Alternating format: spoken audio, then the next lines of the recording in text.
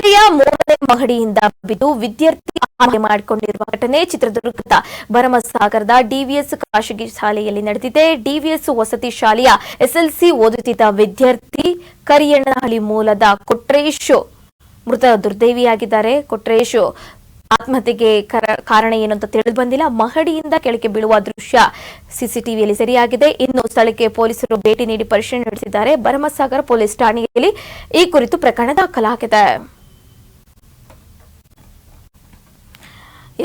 ಶಾಲೆಯ 3ನೇ ಮಹಡಿಯಿಂದ ಬಿದ್ದು ವಿದ್ಯಾರ್ಥಿಯೊಬ್ಬರು ಆತ್ಮಹತ್ಯೆ ಮಾಡಿಕೊಂಡಿದ್ದಾರೆ.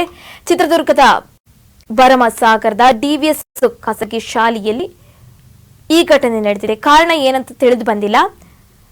ಡಿವಿಎಸ್ ವಸತಿ ಶಾಲೆಯ ಎಸ್ಎಲ್ಸಿ ಓದ್ತಾ ಇದ್ರು ಈ ವಿದ್ಯಾರ್ಥಿ ಕರಿಯಣ್ಣನಹಳ್ಳಿ ಮೂಲದ ಕೊಟ್ರೇಶ್ 16 ವರ್ಷದ ಹುಡುಗ. ಅವರು ಮೃತದೇಹಿಯಾಗಿದ್ದಾರೆ.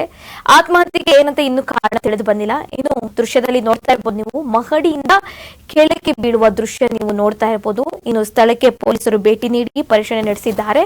ಭರಮಸಾಗರ ಪೊಲೀಸ್ ಠಾಣೆಯಲ್ಲಿ ಈ ಕುರಿತು ಪ್ರಕರಣ ದಾಖಲಾಗಿದೆ. ಏನು ಎತ್ತ ಅಂತ ಪೊಲೀಸರು ವಿಚಾರಣೆ ಮುಂದುವರಿಸ್ತಾ ಇದ್ದಾರೆ.